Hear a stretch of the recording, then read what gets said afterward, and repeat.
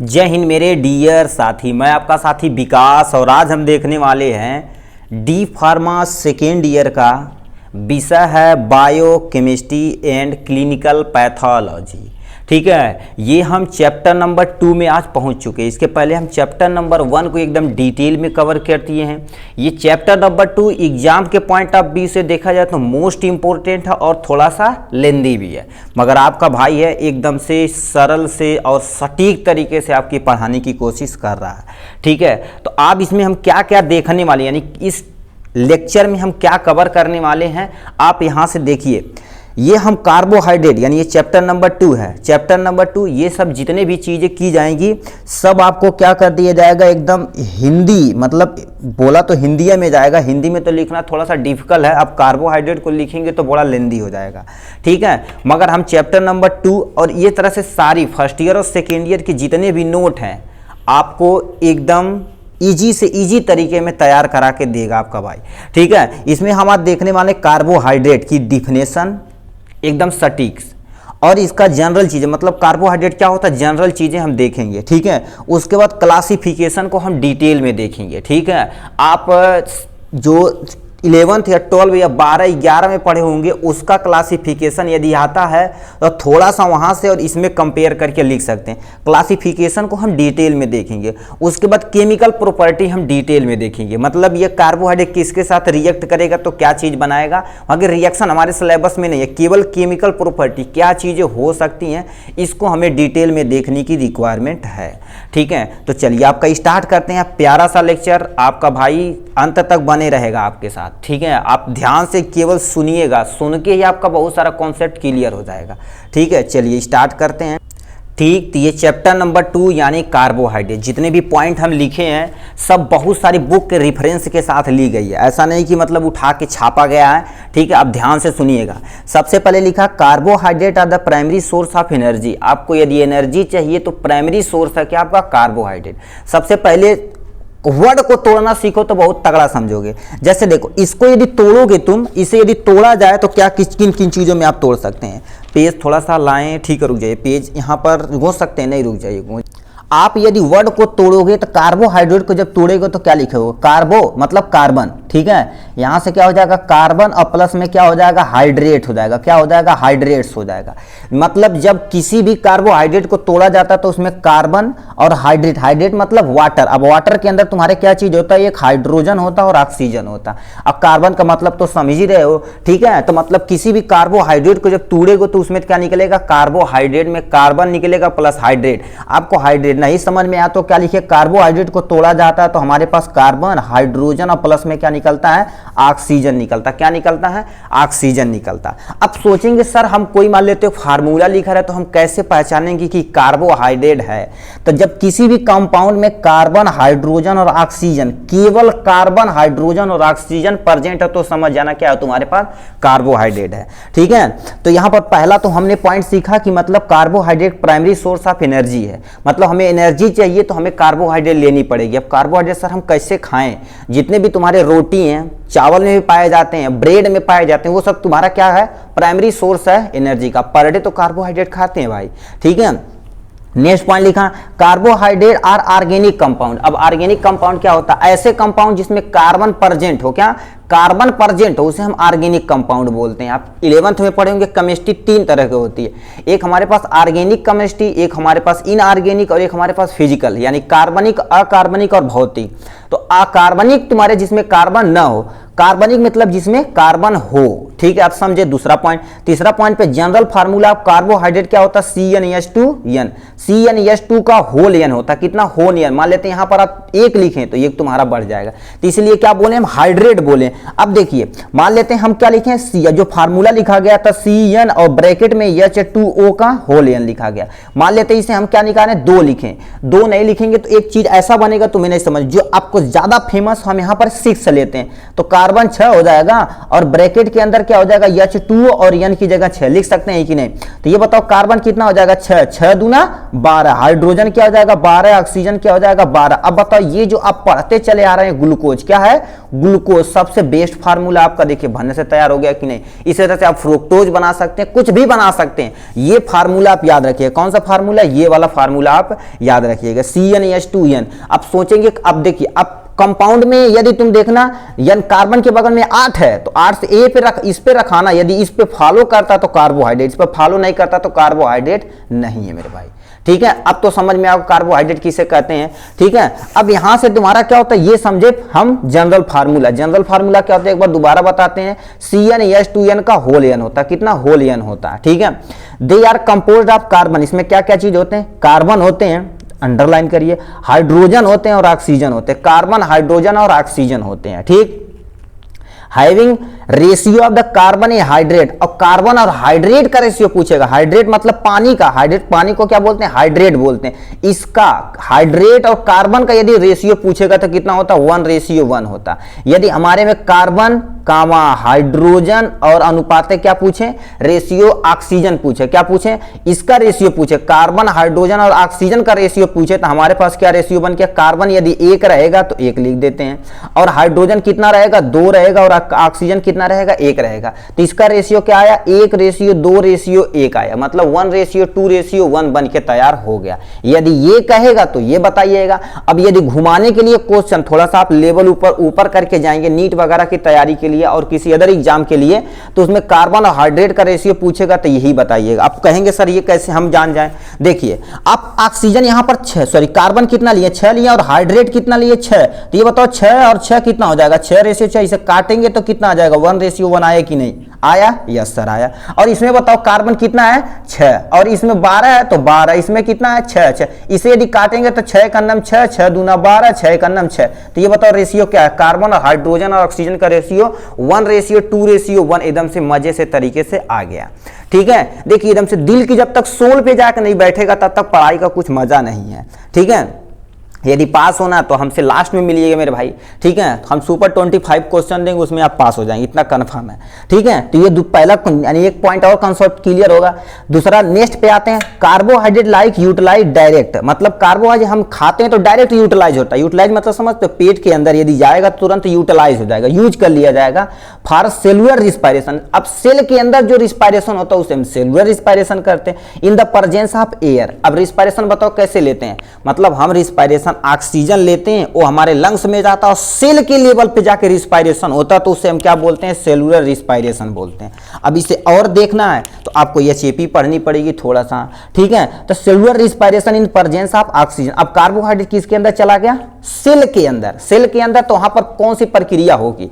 ठीक है, at the ending of cellular respiration, जब हमारे अंदर सेल के अंदर ऑक्सीजन पहुंच गया कार्बोहाइड्रेट पहुंच गया यानी एनर्जी के फॉर्म में। ठीक है, तो cellular respiration to produce carbon dioxide plus water plus ATP निकालेगा। क्या निकालेगा अब बताइए। अब ये वाली नहीं समझ में आया तो ये पॉइंट देखिए, ये तुम्हारे पास एक तरह का कार्बोहाइड्रेट जिसे हम क्या बोलते हैं ग्लूकोज बोलते हैं, क्या बोलते हैं ग्लूकोज। अब बताइए आप यदि खाना खाए हैं, ठीक खाना खाएं बाबू सोना खाना खाएं, वही वाला हाल है जी। ठीक, देखिए इन्होंने क्या लिया ग्लूकोज लिया, ग्लूकोज लिया, ग्लूकोज जब खा लेते तो सांस लेते हैं तो ऑक्सीजन ले लिए, क्या ले लिए ऑक्सीजन ले लिए, तो यहां पर क्रिया स्टार्ट हुई आपकी रिस्पायरेशन लिखते हैं। ठीक है, रिस्पायरेशन आपकी क्या हो गई, रिस्पायरेशन स्टार्ट हो गई, क्या हो गई रिस्पायरेशन स्टार्ट हुई तो हमारे पास क्या बना कार्बन डाइऑक्साइड सांस के रूप में हम बाहर निकालते हैं और स्वेट के फॉर्म में और किडनी के द्वारा क्या कर देते हैं वाटर निकालते हैं और एटीपी निकलती, कितना एटीपी इतना एटीपी। अब एक ग्लूकोज मॉलिक्यूल खाते हैं तो आपके पास 38 एटीपी निकलती है, टोटल कितना 38 एटीपी। अब यदि बैलेंस करना चाहिए 6 से गुणा यहाँ 6 से गुणा यहाँ 6 से गुणा यहाँ करेंगे तो ये बैलेंस हो जाएगा। ठीक, अब एटीपी कौन सी अब आ गई सर जी, एटीपी क्या होती है हमारे सेल की जो करेंसी होती है। बताइए हमारे देश में क्या चलता है सिक्का जिसे हम रुपया बोलते हैं, अदर कंट्री में जाएंगे तो डॉलर, किसी में कुछ किसी में कुछ और चलता है। तो हमारे सेल के अंदर कौन सी करेंसी चलती है एटीपी, एडेनोसिन ट्राइफॉस्फेट, दोबारा बोलते हैं एडेनोसिन ट्राइफॉस्फेट, जो हमारे सेल के अंदर एनर्जी जाती है इसी के फॉर्म में एटीपी के फॉर्म में जाती है। तो ये कॉन्सेप्ट क्लियर हुआ एटीपी के फॉर्म में, ठीक है। अब हम नेक्स्ट पे आते हैं, ठीक है, नेक्स्ट पे आते हैं जो आपके सामने यहां दे रखा, carbohydrate contain the following functional group, मतलब कार्बोहाइड्रेट कौन कौन से फंक्शन ग्रुप कंटेन कर सकता है। नॉर्मल तो कार्बोहाइड्रेट इससे ही रहता, मगर मान लेते कंटेन कर रहा है तो क्या चीज, अलग अलग चीजें बन सकती हैं। तो उसमें यानी क्या होता है, alcohol hydroxyl group, alcohol group. मान लेते किसी भी कार्बोहाइड्रेट में यदि OH ग्रुप कंटेन है, क्या हो गया, OH ग्रुप कंटेन है, तो समझिए ओ एल्कोहलिक हाइड्रोक्सिल है, एल्कोहल है, OH मतलब एल्कोहल है। एल्डिहाइड ग्रुप यदि प्रेजेंट है तो समझ लो CHO ग्रुप, कौन सा, CHO ग्रुप प्रेजेंट है, कौन सा group, CHO group, aldehyde group को बोलते हैं। कीटोन देखा जाए तो यदि कभी भी C डबल बॉन्ड O यदि प्रेजेंट रहे तो समझ लो कीटोन है। कीटोन हमेशा हमेशा हमेशा कहां लगेगा मेरे भाई, 2 कार्बन के बीच में लगता है, कितना, 2 कार्बन के बीच में लगता है, ठीक। तो चलिए हम नेक्स्ट पे चलते हैं। ये तो जनरल चीजें थी कार्बोहाइड्रेट के बारे में। अब हम उनका क्लासिफिकेशन डिटेल में देखेंगे, फिर केमिकल प्रॉपर्टी को देखने वाले हैं। देखिए हम एक बार आपको दिखाना चाह रहे हैं, ये हम बताओ ऐसे क्यों नहीं लिखे, ऐसे रहेगा तो आपको दिखेगा फुल, ठीक है। मतलब हम हर कोशिश करेंगे आपको समझाने की, ठीक है। देखिए ऐसे रहेगा तो आप स्क्रीनशॉट भी ले सकते हैं आपके आसानी के लिए, ठीक है। अब देखिए आप पढ़े होंगे कार्बोहाइड्रेट ऐसे लिखा होगा, लिखा मोनोसेक्राइड, डाइसेक्राइड, ओलिगोसेक्राइड, पॉलीसेक्राइड। ये आप समझिए 11th 12th के लिए है। अब आप थोड़ा सा हायर लेवल, मेडिकल लेवल के अंदर इंटर कर चुके हैं, ठीक है, तो थोड़ा सा और हमें डिटेल में देखने की रिक्वायरमेंट है, ठीक है। तो यहाँ पर कार्बोहाइड्रेट को 3 में कैटेगराइज किया गया ऑन द बेसिस ऑफ कॉम्प्लेक्समेट्री। कॉम्प्लेक्समेट्री मतलब उसके स्ट्रक्चर के आधार पर कितना शुगर प्रेजेंट है, 1, 2, 4, 10, 15, उसे हम ऑन द बेसिस ऑफ कॉम्प्लेक्समेट्री बोलते हैं, ठीक। On the basis of reactivity, मतलब किससे रिएक्ट कर सकता है, रिएक्टिविटी समझ रहे होंगे ना, उसी को हम क्या इसमें कैटेगराइज किया गया। On the basis of functional group, उसमें कौन से फंक्शनल ग्रुप है, एल्डोज प्रेजेंट है कि कीटोन प्रेजेंट है कि एल्कोहल प्रेजेंट है। आपके सिलेबस में टोटल कितने हैं, 2 हैं, ठीक है। On the basis of functional group, इसके आधार पर देखा जाए तो यहां पर कैटेगराइज किया गया, दोबारा बोलते हैं, ठीक। On the basis of complexometry, on the basis of reactivity और on the basis of functional group, यानी 3 के आधार पर आपको यहां पर कैटेगराइज किया गया। अब इन्हीं को हमें डिटेल में देखना है। अब इसे डिटेल में देखेंगे तो कईयों घंटा लग सकते हैं। हम शॉर्ट में समझाने की कोशिश किए हैं, आप जितना भी चाहेंगे, यदि नोट चाहेंगे तो उस नोट में डिटेल रहेगा, आप यहां ध्यान से सुनिएगा, ठीक। तो सबसे पहले इसे हम डिफाइन करते हैं, तब इससे तब इधर आते हैं, ठीक है। तो इन्होंने क्या दिया, ऑन द बेसिस ऑफ कॉम्प्लेक्समेट्री। कॉम्प्लेक्समेट्री में सबसे पहले आता मोनोसेक्राइड, नाम से ही पता, सेक्राइड मतलब शुगर, मोनो मतलब एक, तो यहां से लिखा क्या, 1 शुगर यूनिट, ऐसा कार्बोहाइड्रेट जिसमें 1 यूनिट क्या हो, केवल 1 यूनिट शुगर, उसे हम क्या बोलते हैं, मोनोसेक्राइड बोलते हैं। इसका एग्जांपल तुम्हारा क्या हो जाएगा, एग्जांपल देखा जाए तो ग्लूकोज हो जाएगा, फ्रक्टोज, ये मोनोसेक्राइड के एग्जांपल है, ठीक। और नेक्स्ट पे आते हैं डाइसेक्राइड। डाई मतलब क्या होता है, 2, सेक्राइड मतलब शुगर, यानी 2 शुगर यूनिट, ऐसे कार्बोहाइड्रेट जिसके अंदर तुम्हारा क्या प्रेजेंट हो, 2 शुगर यूनिट प्रेजेंट हो, यानी किसका, शुगर का, उसे हम क्या बोलेंगे, डाइसेक्राइड। इसके एग्जांपल आते हैं लैक्टोज जो दूध से मिलता है, माल्टोज जो स्टार्च वगैरह से मिलता है, ठीक है। तो ये तुम्हारे 2 एग्जांपल इसके हो गए, ठीक है। अभी से थोड़ा सा नीचे यहां दिखा देते हैं, उसके बाद नेक्स्ट पे चलते हैं। ओलिगोसेक्राइड ऐसा कार्बोहाइड्रेट जिसमें 3 से लेके 10 तक, याद रखिएगा 3 से लेके 10 तक शुगर यूनिट होती है, 3 से लेके 10 शुगर यूनिट होती है, उसे हम क्या बोलते हैं, ओलिगोसेक्राइड। इसका एग्जांपल तुम्हारे क्या होगा, रैफिनोज इसका एग्जांपल। अब किसका एग्जांपल है, रैफिनोज। थोड़ी सी क्वालिटी इंप्रूव करिएगा तो बहुत अच्छा दिखेगा भाई, हमने कोशिश की है, ठीक है। अब आप पे डिपेंड करता है नेट की क्वालिटी आपकी कैसी है, ठीक है। थोड़ा सा छोटा छोटा लिखें कि आ जाए आपका, ठीक है। अब ओलिगोसेक्राइड 3 से लेकर 10 शुगर यूनिट होती है, ओलिगोसेक्राइड के अंतर्गत आता है, ठीक है। रैफिनोज इसका एग्जांपल होता। पॉलीसेक्राइड, पॉली मतलब नाम से पता, पॉली मतलब बहुत ज्यादा था, लिखा है क्या, मोर देन 10 शुगर, मतलब 10 से यदि ज्यादा शुगर रहता है तो उसे हम क्या बोलते हैं, पॉलीसेक्राइड बोलते हैं। इसके अंतर्गत क्या आता है, स्टार्च आता है, ग्लाइकोजन आता है, सेलुलोज आता है। क्या होता है, स्टार्च, ग्लाइकोजन, सेलुलोज, ये सब डिटेल में भी देखा जाएगा, क्योंकि मोनोसेक्राइड को हम डिटेल में देखेंगे एकदम अच्छे से, ठीक है। अब थोड़ा सा इधर आते हैं, ठीक है। अब इधर थोड़ा सा सुन लीजिए, इसमें on the basis of reactivity, non reducing sugar, ऐसा शुगर जो इनसॉल्वेंट, ये हमारे पास 2 सॉल्यूशन है, देखा जाए तो आपके कई सॉल्यूशन होते हैं, मगर हमारे सिलेबस के अंदर 2 ही है, एक टॉल्यूएन है और एक फेलिंग बिलियन है। ये तुम्हारे पास 2 सॉल्यूशन है, मतलब कोई भी शुगर इनमें डिजॉल्व हो जाए तो रिड्यूसिंग शुगर, क्या बोलते हैं, रिड्यूसिंग, नाम से पता, रिड्यूस मतलब जो उसमें टूट जाए, रिड्यूस मतलब उसी में खत्म हो जाए, ठीक है। तो मतलब ऐसा शुगर जो टॉलवेन ऑफ फेलिंग सोल्यूशन में आराम से रिड्यूस हो जाए यानी डिजॉल्व हो जाए, उसे हम क्या बोलेंगे, रिड्यूसिंग शुगर बोलेंगे। जैसे एग्जांपल में सुक्रोज। अब नॉन रिड्यूसिंग, नाम से पता, नॉन मतलब नहीं होने वाला, ठीक है। तो ऐसा शुगर जो टॉलवेन ऑफ फेलिंग सोल्यूशन में आराम से क्या हो, डिजॉल्व न हो, तो उसे हम क्या बोलेंगे, नॉन रिड्यूसिंग शुगर के अंतर्गत रखा जाएगा, ठीक है। On the basis of functional group के आधार पर देखा जाए तो तुम्हारे कितने होते हैं, इतने 2 होते हैं। एक एल्डोज, मतलब ऐसा शुगर जो एल्डिहाइड ग्रुप कंटेन करता, कौन सा, एल्डिहाइड ग्रुप कंटेन करता, उसे हम क्या बोलते हैं, एल्डोज बोलते हैं। एग्जांपल में दे रखा क्या, यानी डी ग्लूकोज। अब ये डी क्या होता है, एल क्या होता है, सब आप समझेंगे, अभी ध्यान से सुनिए अभी, ठीक है। ऐसा शुगर जिसमें एल्डिहाइड ग्रुप कंटेन करता, उसे हम क्या बोलते हैं, एल्डोज बोलते हैं। कीटोज, नाम से पता, कीटोन ग्रुप है, इसमें एल्डिहाइड ग्रुप है, इसमें कीटोन ग्रुप। ऐसा शुगर जो कीटोन ग्रुप कंटेन करता है उसे हम क्या बोलते हैं, कीटोज बोलते हैं। एग्जांपल में देखा जाए तो क्या हो जाएगा, यहां से डी फ्रुक्टोज हो जाएगा, क्या हो जाएगा, डी फ्रुक्टोज। इतना तुम्हारे क्लासिफिकेशन था इसके बारे में। अब हम केमिकल प्रॉपर्टी थोड़ा सा तगड़े में देखते हैं तो वीडियो थोड़ा सा लेंदी हो जाएगा। तो हम देख लेते हैं क्या, chemical property of carbohydrate. Carbohydrate की तुम्हारी केमिकल प्रॉपर्टी है।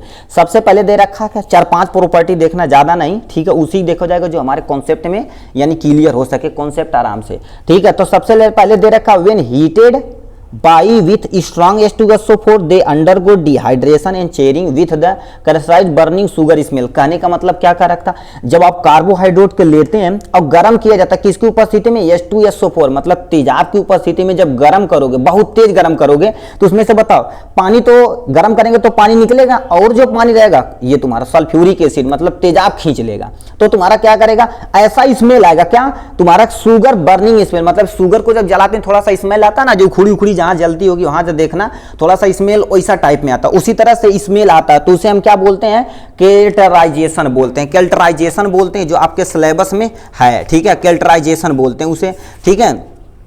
उसे हम क्या बोलते हैं, केल्टराइजेशन, हाँ कैरामेलाइजेशन बोलते हैं, ठीक है। अब यहां से लिखा monosaccharide sugar also give reaction of यानी एल्डिहाइड एंड कीटोन। मतलब मोनोसेक्राइड क्या होते हैं, एल्डिहाइड और कीटोन से भी रिएक्ट कर जाते हैं, क्योंकि ये रिड्यूसिंग शुगर के अंतर्गत आते हैं।